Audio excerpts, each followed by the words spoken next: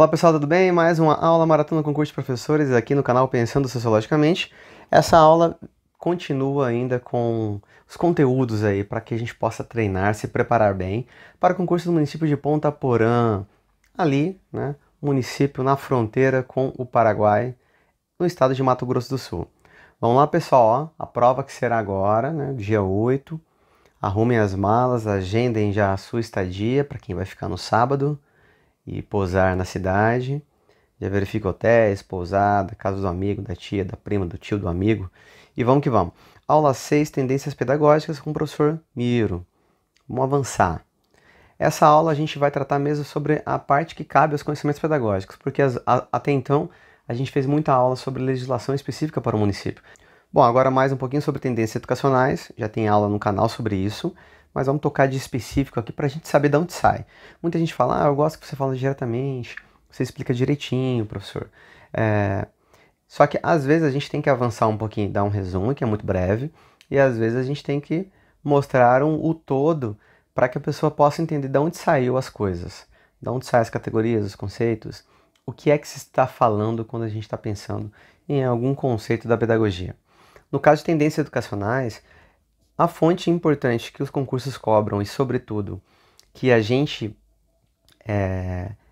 entende melhor, né, e parte do pressuposto de que é um resumão sobre as percepções, né, diante das diferenças educacionais nos contextos históricos das sociedades, a gente pensa em Libânio. Então, José Carlos Libânio, né, o professor aí da Universidade de Goiás, professor da PUC, né, o professor José Carlos Libânio, no seu livro Democratização da Escola Pública, a Pedagogia Crítico-Social dos Conteúdos, essa edição que eu tenho, a Edições Loyola, de 1986, daqui a pouco eu vou mostrar a capa do livro.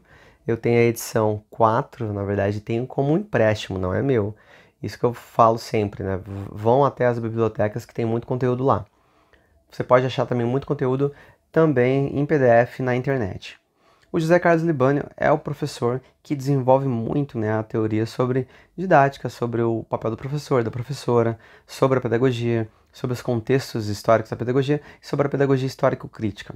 Ele que criou, né, esse conceito, categoria crítico-social dos conteúdos. Então, por que é importante compreender as tendências educacionais, gente? Então, antes de entrar mesmo nas tendências, é bom a gente, que eu digo em sala, né, orbitar o conceito. A gente dá uma voltinha ali no contexto para tentar entender, facilita muito a gente entender. Por que é importante compreender as tendências educacionais? Bom, o próprio autor ele vai falar o seguinte, ó, ele vai dizer o seguinte, que é preciso que os professores desenvolvam a crítica de sua própria prática. Então, para eu entender e pensar sobre a própria prática do fazer pedagógico e da profissão de professor, você precisa entender aonde que ela se localiza no contexto maior, no contexto histórico, no contexto social e político. Então essa minha prática, ela não é uma prática isolada que saiu da minha cabeça. Ela é uma prática que ela surge a partir ali de momentos, né, de contextos, de percepções, de ideologias e tendências. Então, para que eu possa entender a minha própria prática, antes, né, então é uma condição sine qua non, é uma condição a priori, entender os contextos, para que eu possa me localizar e falar, olha, a minha prática, a minha época, a minha escola, o meu momento, a minha cidade, a minha sociedade, ela está um pouquinho em contexto tal, que é um pouquinho diferente do contexto Y, que não é o contexto X lá do início. Então, é importante para que eu possa fazer essa crítica da minha própria prática, entender as tendências. Então, por isso que o professor é cobrado, né, entender as tendências. Um caminho é fazer análise crítica dos modelos educacionais que influenciaram a prática pedagógica, tanto recente como atual. Esse é o livro, tá? Esse é o livro. E no teaser, o que é o teaser? Aquele videozinho de propaganda, aquele videozinho que eu convido vocês a assistirem a live. Eu mostro realmente o livro, dou uma folheada para que vocês possam perceber de onde eu tirei. Então, a democratização da escola pública. Então, sempre, ó, tudo que tiver escrito aqui nessa aula foi retirado desse livro em específico, tá bom? Então, tudo que tiver de citações e as páginas são retiradas desse livro. Você encontra também comentadores do livro, alguns artigos na internet. Você encontra artigos resumidos do próprio Libânio, porque esse livro ele é um conjunto de artigos, tá? Democratização da escola pública, a pedagogia crítica e social dos conteúdos. No capítulo 1º desse livro, que tem sobre as tendências educacionais, para que ele possa vir a explicar o que é a pedagogia crítica e social dos conteúdos. Então ele faz um apanhado geral das tendências. Vamos lá? A escola não é uma coisa só. Não, a escola não é uma coisa só. Passando pelo modelo de escola tradicional e caminhando até a escola nova e depois por outras pedagogias libertárias, percebe-se os fundamentos filosóficos e orientações distintas. Então, ó, a gente percebe percepções distintas, orientações distintas, tá bom? Caminhando nas várias pedagogias.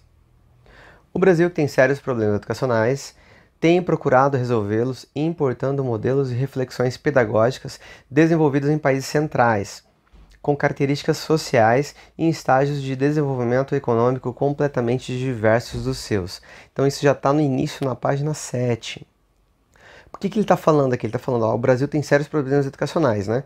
Enquanto, sei lá, outros países centrais no capitalismo, no século passado, no início do século passado, no início lá de 1900 e pouco, eles já tinham desenvolvido ali a universalização do ensino fundamental. E a gente tem problemas sérios no ensino fundamental, no ensino médio, na educação infantil. Então, assim, a gente tenta procurando resolvê-los, esses problemas, só importando coisas dos outros países. Então, isso é um problemaço, né? A gente tem que vir a fazer nossas próprias construções diante dos nossos próprios problemas, né? E é o que nós chamamos aí de soberania. Soberania. Então, a educação ela tem que ter soberania também. Então não é só importar. Então esses modelos de reflexões dos outros países, importar para a gente, sem fazer a crítica e alterá-lo, não vai resolver. Então a gente já tem problema demais. O que é democratizar a escola? Ele defende a democratização da escola. Ele percebe, pessoal, dois problemas, né, sobre quando se fala em democratizar a escola. Primeiro problema, os órgãos oficiais proclamam a defesa do acesso à escola, que é acesso dos mais pobres. Entretanto, não oferece condições estruturais, salário dos docentes, investimento público, merenda, mais fundos educacionais, mais um monte de coisa.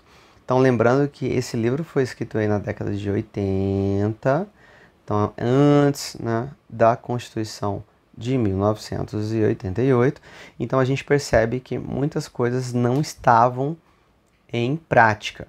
Então, é claro que a gente está uma luta por melhores condições estruturais hoje, com melhores salários, né? Com piso salarial dos professores, com investimento, com dinheiro vindo aí para a merenda escolar, o que é importante, tá?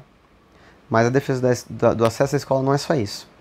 E também, né, outro problema que ele percebe no que diz respeito à democratização da escola é o quê? Quando se reduz a luta pela democratização dos processos burocráticos de eleições para cargos diretivos e assembleias. Então ele vai falar, olha, a luta não é só a criação de conselhos de políticas, né? Conselhos de classe, né? Conselhos aí consultivos,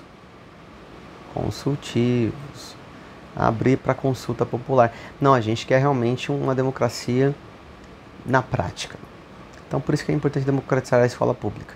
Democratização da escola pública deve ser entendida como ampliação das oportunidades educacionais, difusão dos conhecimentos e sua reelaboração crítica, aprimoramento da prática educativa escolar, visando a elevação cultural e científica das camadas populares, contribuindo ao mesmo tempo para responder às suas necessidades e aspirações mais imediatas. Então é democratizar para as pessoas, para as classes populares, para os pobres, para a grande multidão. Esse é o papel da escola pública, segundo aí nos termos do José Carlos Libânio. Pessoal, se vocês ouvirem um ruído, está uma chuva intensa aqui e vamos tocar o barco com chuva mesmo, tá? Não vai ficar um som muito limpo por conta do ruído da chuva.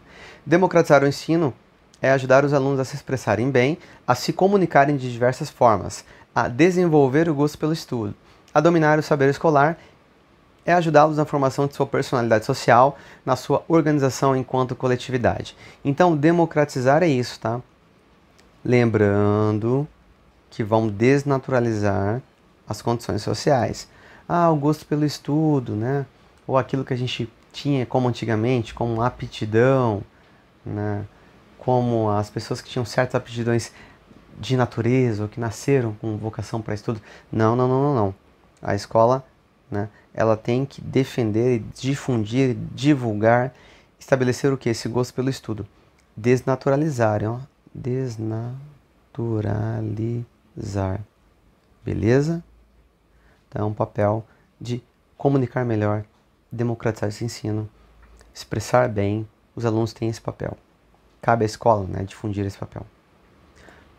Bom, tendências pedagógicas na prática escolar.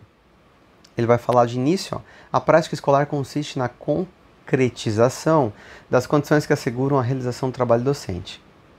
Tais condições não se reduzem ao estritamente pedagógico. Então tem um mundo, né? Tem um mundo lá fora que cai na escola.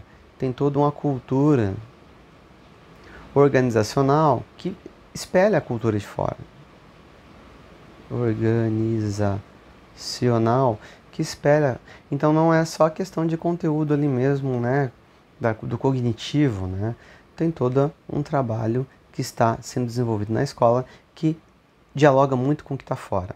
Fica claro que o modo como os professores realizam o seu trabalho, selecionam e organizam os conteúdos, o conteúdo das matérias, ou escolhem as técnicas de ensino e avaliação, tem a ver com o quê? Pressupostos teórico-metodológicos. Tem a ver com os pressupostos. Explícita ou implicitamente. Seja o professor que ele sabe o que ele está fazendo e dizendo, fala, ó, eu defendo, né, a escola tal, né, o empreendedorismo. Empreendedorismo porque eu sou da percepção liberal. Ou não, eu defendo, né, a escola crítica e a crítica social dos conteúdos. Ou a escola de Paulo Freire, né, pedagogia libertadora. Porque eu defendo claramente, né, o professor que tem explícita isso, seus pressupostos teóricos e metodológicos. Não, gente, mas mesmo que ele não tenha implícito, há algo implícito. O jeito dele atuar, a sua atuação, ela não se faz no vazio. Ela se faz, né, de algum modo. E quando ele faz de algum modo, está levando em conta, né, essa tendência. Mesmo que ele não saiba, tá? Mesmo que ele não deixe claro, ele está respondendo a alguma tendência. Beleza? Por isso que para a Libani é muito importante a gente entender essa tendência, para entender até mesmo a nossa prática pedagógica e fazer a crítica de sua própria prática. Beleza? Os primeiros minutos foram para isso, né?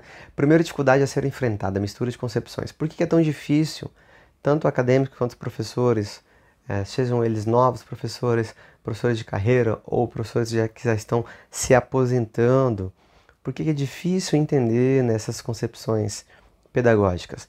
Porque é misturado. Os professores têm na cabeça o movimento e os princípios da escola nova. A realidade, porém, não oferece aos professores condições para instaurar a escola nova, porque a realidade em que atuam é tradicional. Então, olha só que confusão. Um professor que quer inovar, mas sua realidade, né, a prática ali, o concreto, é a escola tradicional, vai ter um problema. Mas o drama do professor não termina aí. A essa contradição se acrescenta uma outra. Além de constatar que as condições concretas não correspondem à sua crença, o professor se vê pressionado pela pedagogia oficial que prega a racionalidade e a produtividade do sistema e do seu trabalho. Isto é, ênfase nos meios, no tecnicismo. Aí está o quadro contraditório em que se encontra o professor. Sua cabeça é a escola novista e a realidade é tradicional. Então, a sua cabeça é de uma renovação pedagógica, para não fazer aquilo que tinha antigamente, para não fazer um modo como aprendeu, né, e como estudou quando criança, mas a realidade prática ainda é tradicional, que é a escola padrão. E, ao mesmo tempo, pensando nessas escolas que pregam a racionalidade, a produtividade a todo momento, né, a escola que pressiona, que tem atitudes persecutórias em relação ao professor, ó, pressiona. Se a gente for pegar pelo menos a CEMED em Campo Grande, nós Sedux em alguns lugares ali, que, né, pressiona a todo momento o professor para ter ali a aprovação, né, para ter dados, para ter números, para ter dados estatísticos. E aí o professor que se percebe enfrentando contradições de sua realidade, né? Muito difícil isso. O levantamento das tendências pedagógicas presentes nas escolas pela prática dos professores. Então, alguns resuminhos, algumas informações interessantes sobre as tendências educacionais. O levantamento sobre essas tendências ele é precário, ele nunca é finalizado e nunca ele é absoluto, né? Então, é precário nas palavras do próprio autor, hein, pessoal? Ele que diz isso no seu livro. O próprio Libani fala, esse levantamento que eu faço, ele é um tanto quanto precário. Humildade, né, intelectual. São duas grandes tendências que a gente tem que ter em mente. Ó. A pedagogia liberal, por um lado, que é uma grande tendência, que tem seus tipos, né, seus 4 tipos, e tem a pedagogia progressista, que por sua vez tem também os seus 3 tipos. Então são as duas grandes tendências. Muitas questões já perguntam sobre essas grandes tendências. Então você mata já essas questões. Ah, quais são as tendências, né, que se dividem ou se classificam, as percepções pedagógicas. Pedagogia liberal por um lado e pedagogia progressista por outro lado. Liberal e progressista, você pode ter aí como sugestão lembrar de um certo conservadorismo no que diz respeito ao liberal e numa certa transformação no que diz respeito ao progressista. De tal forma que essas nomenclaturas elas podem também vir a serem nomes ou categorias de cunho político-social. Então, liberal do liberalismo, tanto econômico, tanto político, ou de certo conservadorismo, ó, conservador e progressista, né? Você pode chamar aí de pessoas que, de certa forma, querem aí a mudança, né? A transformação do que aí está. Se vocês perceberem algum aumento de ruído é por conta da chuva. Chove, para e fica nesse ruído de fundo, mas não tem como tirar. Beleza? Vamos com chuva mesmo. Então, progressista. No popularzão, essas pessoas, esses dois grupos são chamados de quê? Ó, direita versus esquerda. Claro, a gente tentando simplificar de uma maneira bem básica possível. Mas se isso ajudar você a compreender, então que você faça isso. Liberal diz respeito à direita, percepções, tendências mais à direita, do campo da direita, de manutenção do status quo, manutenção da ordem vigente, deixar como está. E o progressista diz respeito mais de questões que envolvem o campo da dinâmica da esquerda. Se assim for mais viável você entender, então que você coloque nesses termos. Por isso que eu coloquei o tom de azul liberal e o tom de vermelho no progressista. Liberais conservadores, manifestação própria da sociedade capitalista. Os conservadores ou os liberais, eles partem do pressuposto que a desigualdade é natural e cada um por si, né, a partir do seu esforço individual, a partir daquilo que é chamado aí, de certa forma, de meritocracia, né, ou de questões que envolvem o indivíduo, individual, dizem respeito a essa percepção liberal, tá? Do liberalismo. Então, são os conservadores. Manifestação própria da sociedade capitalista, né? Então, essa desigualdade, essa luta pela sobrevivência, o modo como a sociedade está posta é a condição quase natural. Então, ela é assim mesmo e sempre será. Essa é a visão liberal. Os progressistas, por sua vez, são críticos ao sistema. Claro que é o sistema capitalista. Sustentam implicitamente as finalidades sociais da educação. Então, cabe o quê? As finalidades sociais da educação. O papel sociopolítico transformador da educação nos progressistas. As tendências não aparecem em sua forma pura, nem sempre são mutuamente exclusivas, nem conseguem captar toda a riqueza da prática concreta. Então, aqui explica também um pouco a dificuldade de a gente entender, né? Dificuldade de a gente entender as tendências tá aqui. Por quê?